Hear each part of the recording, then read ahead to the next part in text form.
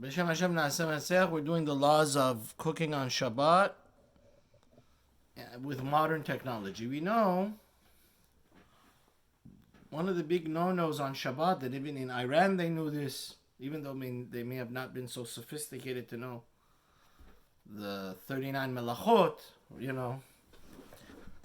on Shabbat, work is defined by the 39 constructive acts that was needed to create the Mishkan, the tabernacle. Now, just as an introduction, what does it mean to cook on Shabbat, which is forbidden? It means something that's raw to make it edible through heat. Either you're making something hard, soft, or something soft, hard. Like when you cook, put the soft dough, right? The challah becomes nice and crunchy, or the cookies, right? Or when you... Making eggs goes from soft to hard. Exactly.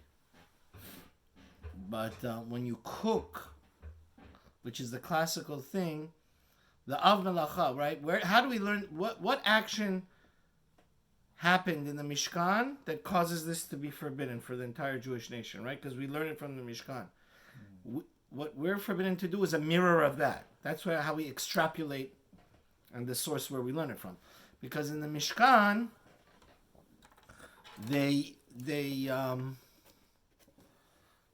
what they did was that they had to cook the herbs in order to, some herbs like pomegranate shells or whatever, they have very strong dye, and they use those dyes to color the tapestry because they didn't have paint in those days. Their paint was natural paint, it wasn't chemical paint.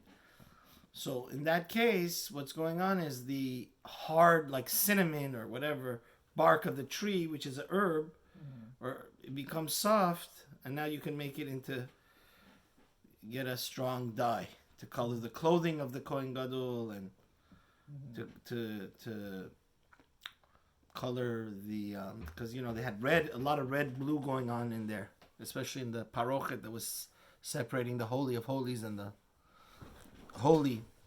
Now, the Gemara in Shabbat has an interesting thing. On Daf Ayin Gimel 73, the Talmud, the oral Torah, when it comes to the source in the oral Torah it talks in the context of baking rather than cooking. So the question is, the Gemara asks, why? Why when the Mishnah brings the 39 labors that is forbidden to do, it doesn't refer to as like in the Mishkan, as cooking, because they used to cook the dyes to get the natural paint. So the Gemara says, why don't we follow what was going on in the Mishkan, and what does the Talmudic source refer to it as baking? So the Gemara answers there, Sidra de Patnaktin, and this is a very important concept. Also, it's brought down in the poskim that one should actually constantly review what the 39 melachot is. I think it was brought down in the Shla Kadosh, which means part of being an Orthodox Jew is to always teach your kids, and you yourself should know what are the 39 things it's forbidden to touch, light fire. Now, you have to understand, the Torah in its classical form, the oral Torah, was never written down. So the Mishnah was made in a way to make you remember. So you have to remember by heart 39 forbidden actions on Shabbat of labor. It's easier to, almost 13 of them, you remember by the category of what's necessarily to get to the final product of challah, of bread. That way, it's like a mnemonic. If you remember all the steps it takes to bake bread, already, that's called Sidura de Pat. That's a good mnemonic and tactic for us, for example. And this is how it's brought down in many classical halachic books. Many of the labors of Shabbat can be memorized because you think logically, what are the steps that it takes to get to final baking bread? Well, first you need to plant, then you need to plow, which is the malach of Zareya, Chayresh. Then the third one is Kotzer, harvest. You have to harvest the wheat. Then ma'amer, you gather it into bundles, which is one of the 39 labors of Shabbat, like lighting fire, right? All of these are. Then you need to dash it, squeeze it to extrapolate the whole wheat, the kernel from the bark and the husk. That's why it's forbidden to make juices on Shabbat, especially olive oil. And then it's forbidden to also winnow, selecting and processing something with the help of the wind. Borer, selecting with your hand. Grinding, then you need to grind the thing into flour, right? So this is a perfect way to. And you have to understand, in the ancient world, you didn't buy flour, right? Even till a few hundred years ago, people had farms. They had to go and do all these step-by-step thing. So it's, for practical reasons, it's much better to use baking because it's easier to remind you how we got to the process of the grain. So after you grind it, then you select it. You have to get the pebbles out of the. You have to select the good from the bad through a utensil, which is the malach of maraket, because you need to get the pebbles away from the whole wheat or pure white flour, right? And then lush, then you need to knead it, right? You mix water. The malach of lush is bringing many small units, like all the different grains of the flour into a nice Play-Doh-y ball that we make our challah with. And then the pinnacle of it is you put it in the oven and you bake it. So since, we explained that that's why in Talmudic literature, but it's the same thing. You understand? On Shabbat, it is forbidden to both fry. See, the Rambam brings down, when he defines cooking on Shabbat, so any type of using fire and heat to make something edible is av melach on Shabbat, right? It's hard to know what the oven, because on Shabbat, I don't want to get too sophisticated here, but there's an av melach and a tolda, right? The father category and then the subcategories, which is called like the tolda. But it seems that according to the Rambam at least, they're all av malacha, right? It's not like there's a subcategory.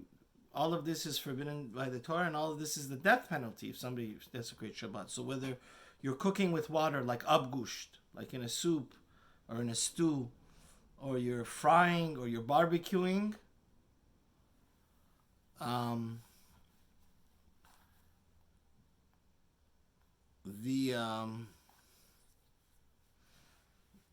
it's all forbidden from Torah law. Just something else that the post can bring down is sometimes people make a mistake. They think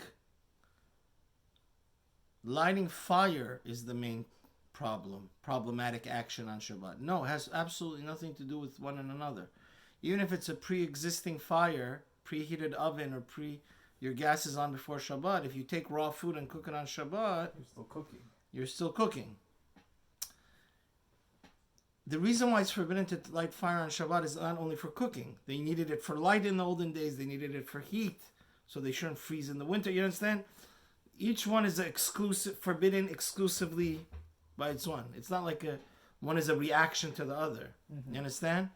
So cooking is totally forbidden even on a pre-existing fire. And also, we're not talking about the laws of blech, but just the very, very, because I was dealing with this with a few people that were asking me halachic shaylas.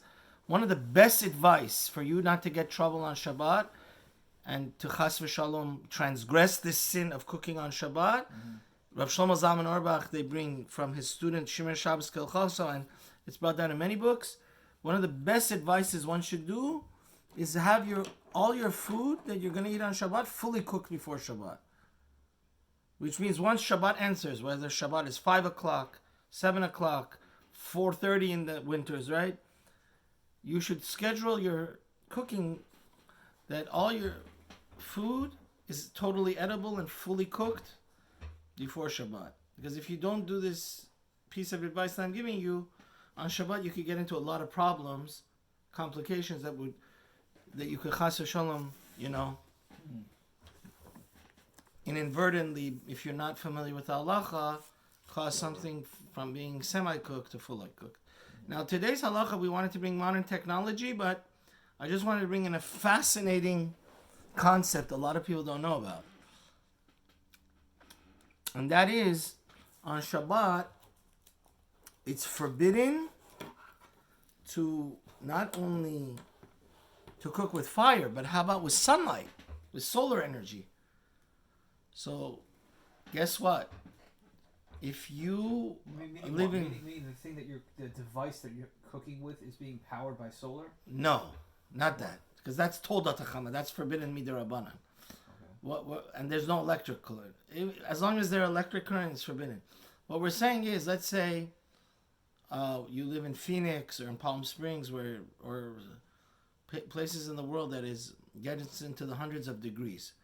So early in the morning, in your backyard, you place on your hood of your car an egg. Cooks. The direct sunlight is so hot that it cooks, or you put it on sand. You don't do hot mud. You just put it, a raw egg, which is forbidden, obviously, to cook on Shabbat. It's not. It's not considered cooking. It's not considered cooking, and there's no if the raw item is getting directly cooked, not by the utensil that's already piping hot because it was solar. See, if it got directly heated by the sun. So if I take a pan, put a raw egg in there, go outside, leave it in the sun, is that considered cooking? As long as the pan was cold when you started cooking, it's fine. Cold pan, raw egg, outside cooked. It's allowed. Wow. You just have to be worried that it's better not to use a utensil though, because the next halacha is Chachamim saw that this could be problematic and people could get confused. Mm-hmm. So the rabbi said, let's say you put a pan out 9 a.m. and then by 11 the pan is like fuming. Then you crack an egg and you make fried eggs. That's forbidden rabbinically. You know why? Because they were worried that... Because also, I just want to bring out something also. We hold from Torah law it's forbidden to cook something in a piping hot pot, even though the pot is not on the fire anymore. So let's say you have like boiling water that...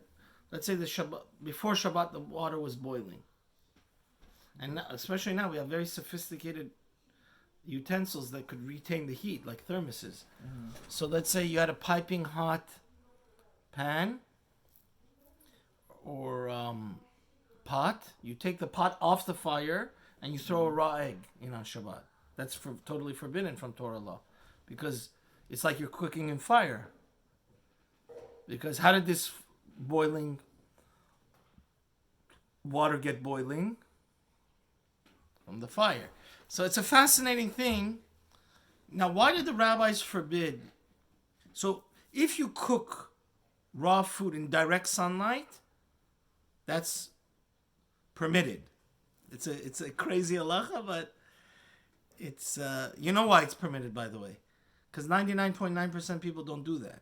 Even if people want to cook in sunlight, they first heat the pot and make it piping hot, then they throw the thing in. So since the rabbis saw that, that's why the Chachamim already saw that if once you're using utensils and the utensils is piping hot, people are going to get mixed up with utensils that were warmed by the actual fire. So that's also forbidden. So let's give an example of this. Let's say you put a dark handkerchief, because black clothing, black stuff absorbs a lot of heat. More heat, yeah. So let's say you became piping hot, the handkerchief.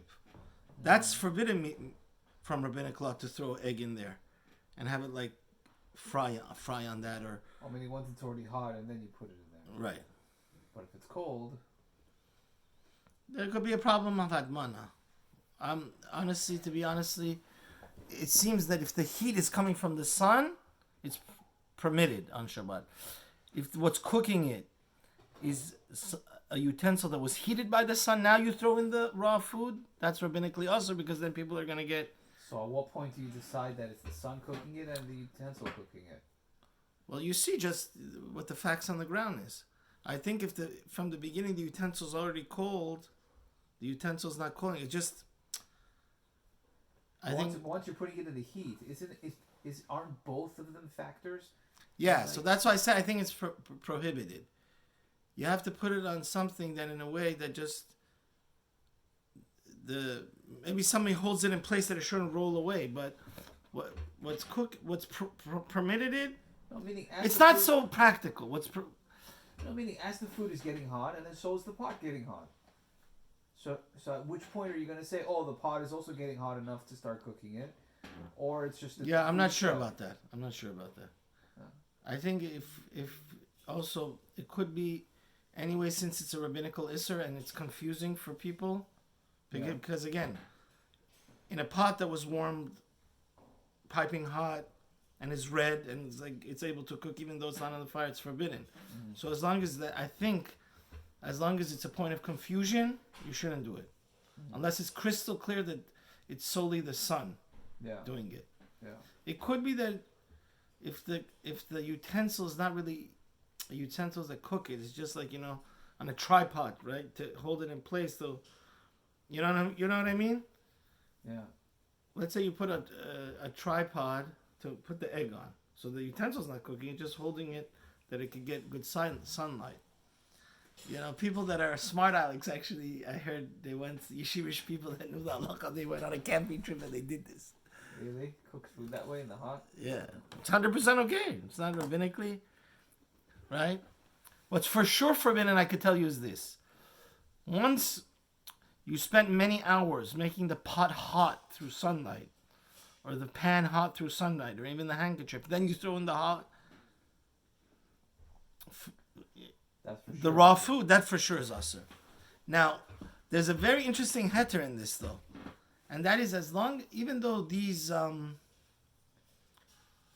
it's rabbinically forbidden utensils that were warmed by the sunlight and are piping hot, to cook in them, even though from Torah law it's okay, but they didn't want you to get confused. It is okay, believe it or not, to put like cold water that wasn't cooked or food near them, and through their heat, it absorbs their heat and it becomes lukewarm. Because sometimes, certain food are not edible on Shabbat. So, for example, he gives a example here is like, let's say a solar heater. Let's say your water got hot, not because of the pot. The water, I think it has to be that if the water's in there from the beginning, it's the sun more that's considered cooking it, not the pot. You understand? So let's say you had like a water heater and it got really hot,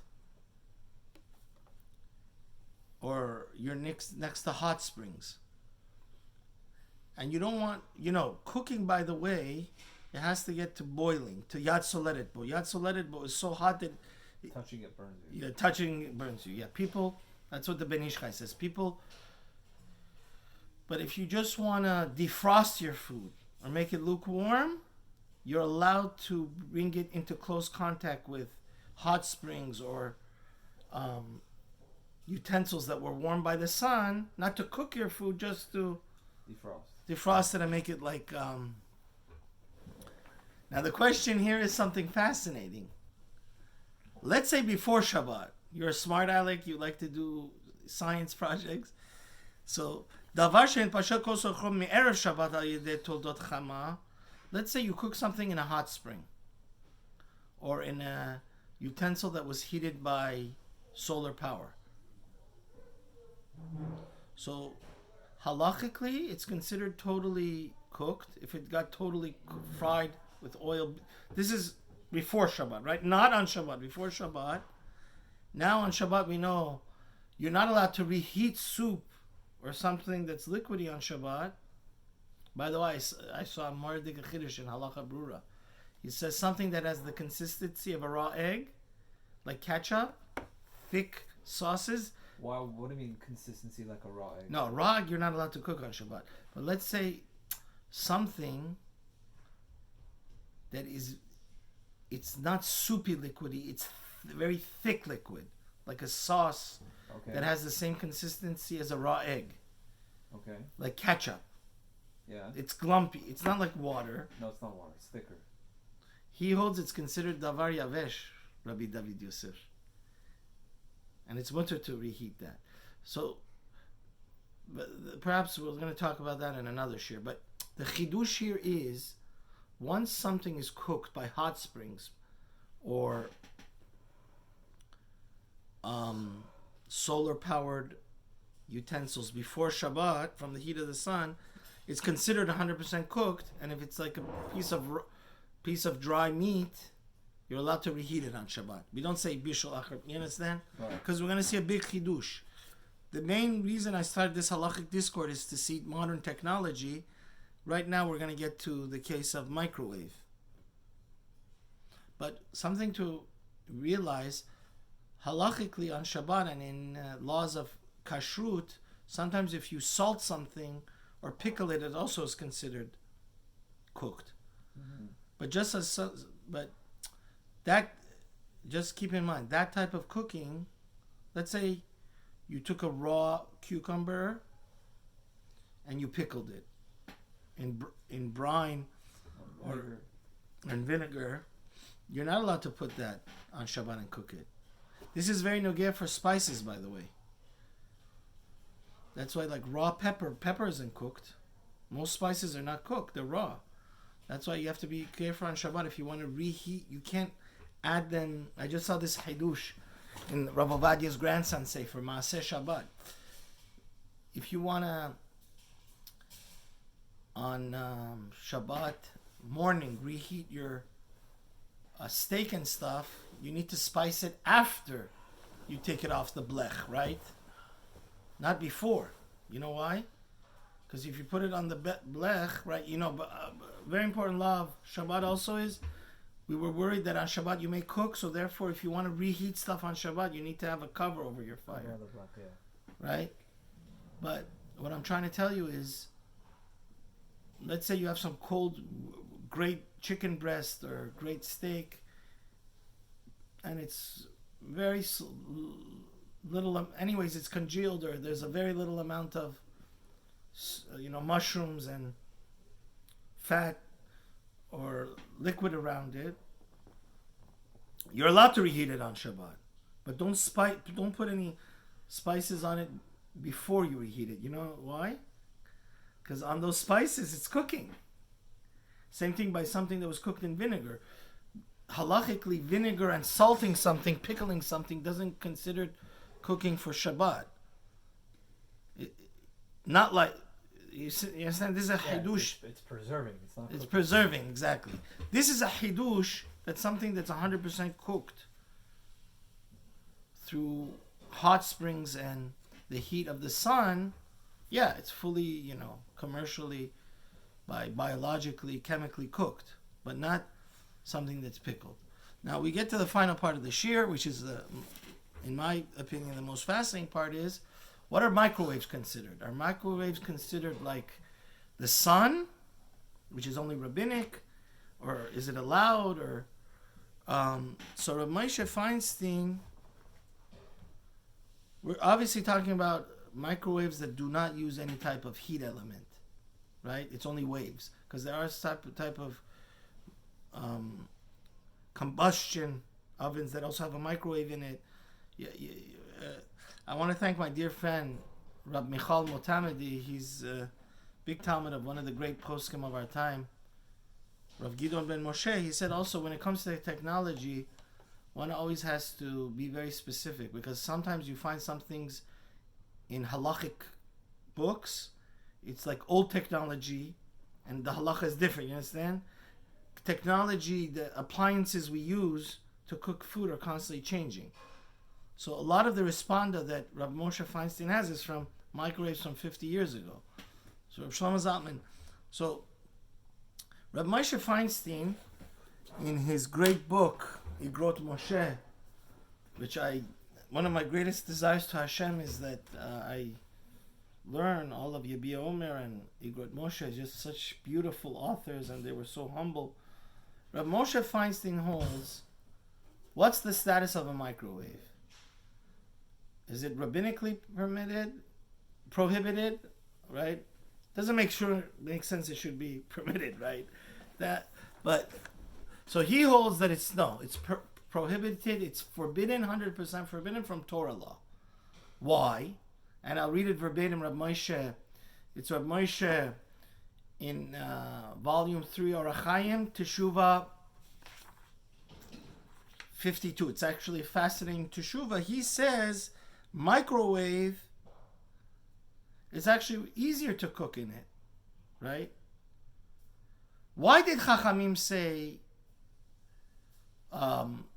cooking in direct sunlight is permitted, or even if something warmed up by the sun? Because this is unconventional. But I tell you, there's millions, perhaps even hundreds of millions of people that want instant gratification. They don't have the headache to spend half an hour food prep, right? They buy prepaid meals. You see this in the supermarkets all the time. I've seen it dozens of times. The guy has 50 meals, and he just, Weight Watchers or whatever, different.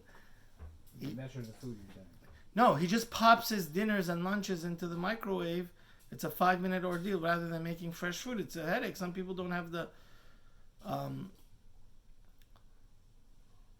patience or the knowledge, for that matter, how to cook. Right? We're living in a society where you have restaurants at every corner, at every shopping center.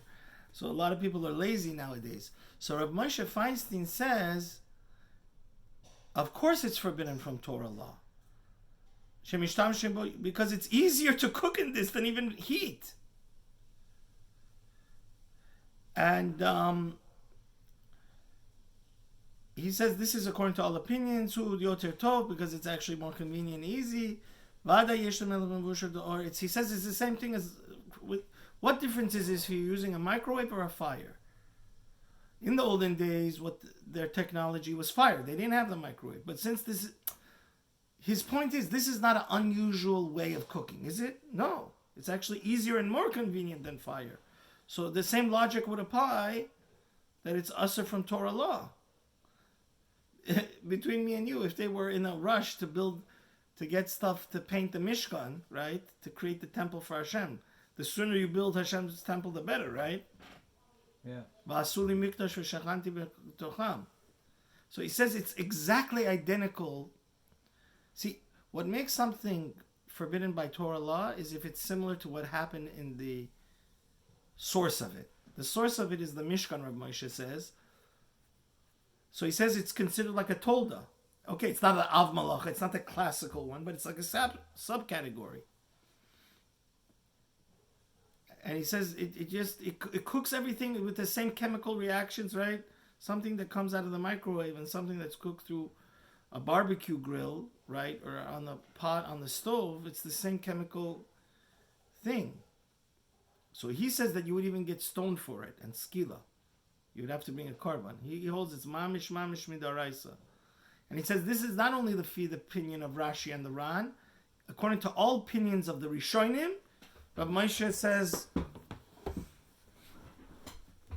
because, just because the technology didn't exist in the time of the, ancient times, you go around the logic of it. And since it's the most easiest and convenient way of cooking, so it's forbidden from Torah law. Rav Shlomo Zalman Auerbach argues. And he says, theoretically speaking, not practical speaking, but in theory, he holds it's only midirabanan. You know why? And I'll read for you verbatim from this wonderful book I bought. I recommend it. Or Halacha. He summarizes the laws of Shabbat in such a magnificent. Who wrote it? The author is Rabbi Cohen. Rabbi Yehuda Cohen. Rabbi David ben Rabbi Yehuda Cohen. So he He says that according to Rav Shlomo Zalman, since there's no fire, right, that's not similar. He argues on Reb Moshe. There's no classical fire that you learn to light with a match. It's microwaves, right? So he holds that it's only rabbinically forbidden.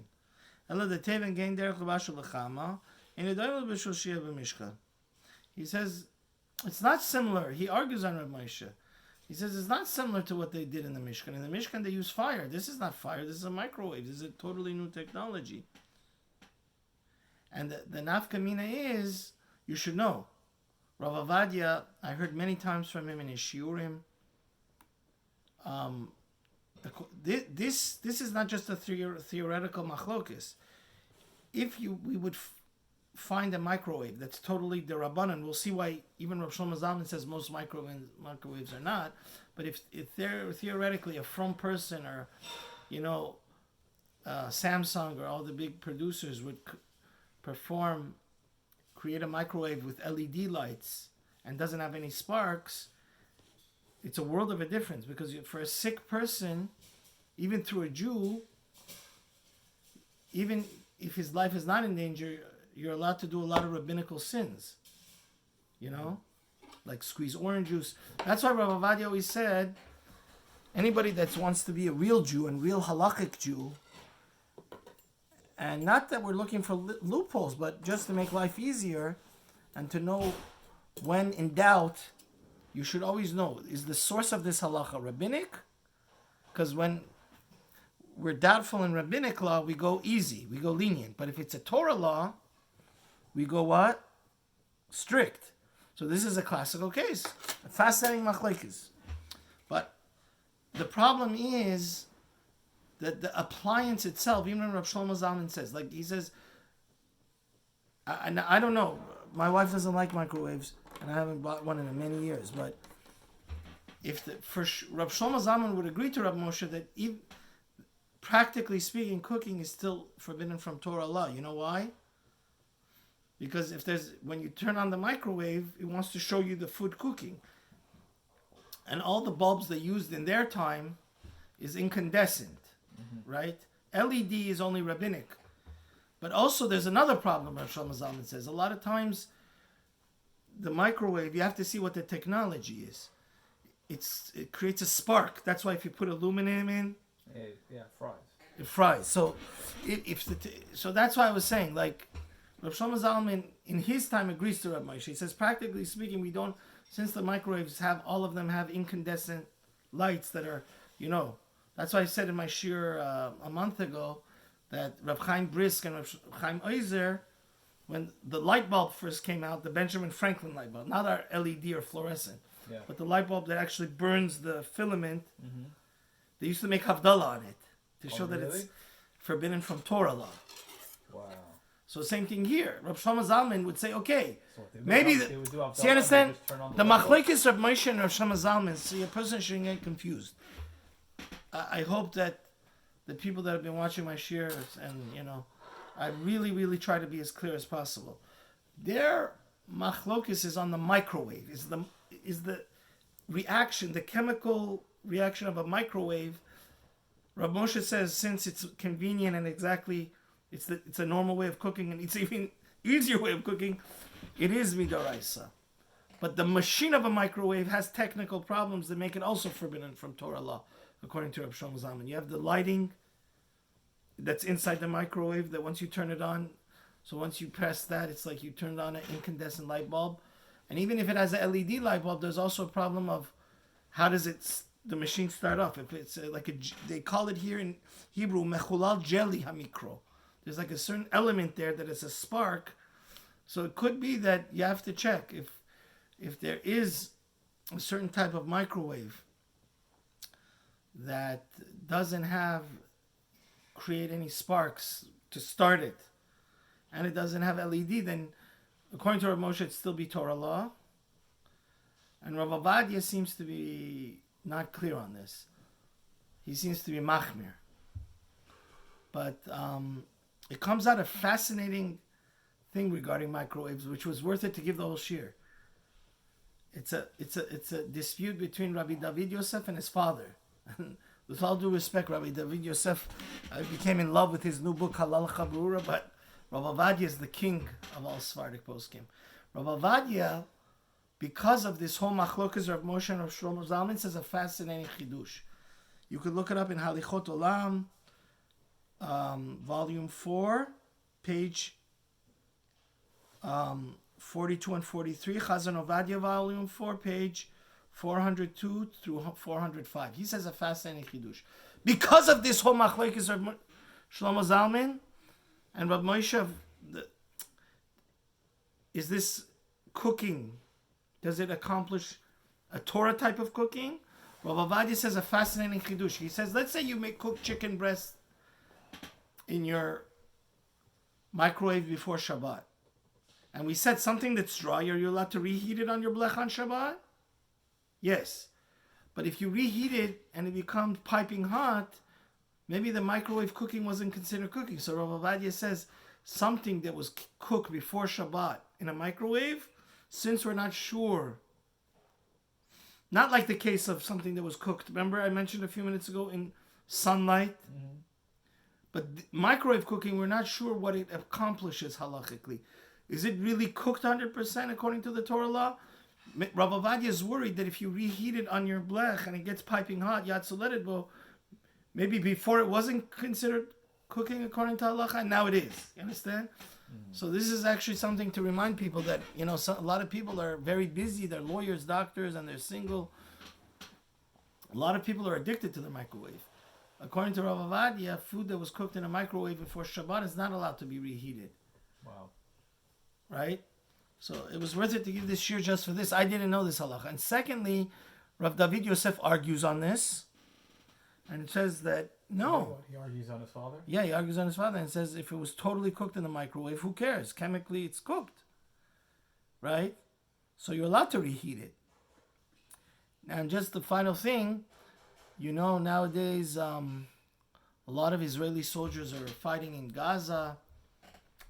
And you do have dozens of Orthodox servicemen, even in the U.S. military, you know, with millions of soldiers, especially in the reserves. It's not unheard of to have Orthodox Jews. So the question is, military rations, they have a certain type of thing. How about cooking with chemicals, which means there's a type of, they call it MRI, military ration food, or MRF, I forgot the acronym. But what basically happens, it's a package.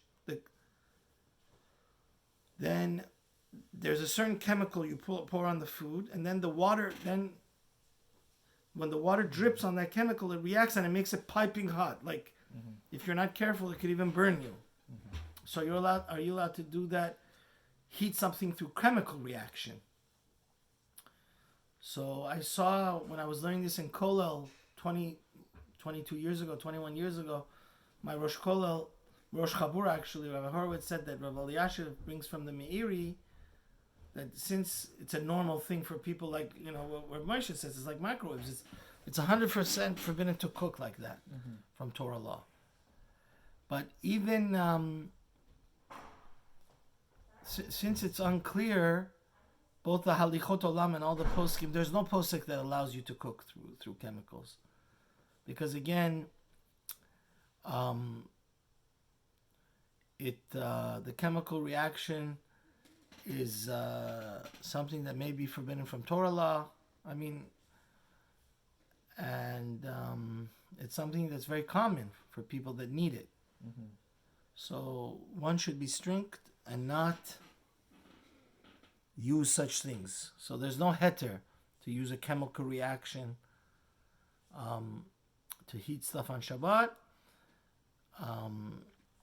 Just after delving back into the laws of Shabbat in depth after 20 years, I mean, I always was learning it. I learned it at my Shabbat table. But the laws of Shabbat are very complicated. One should constantly review it. And that's what the Gedolim said to do this year for the safety and well-being of our soldiers in Israel. Thank you for watching and listening, and have a great Shabbat.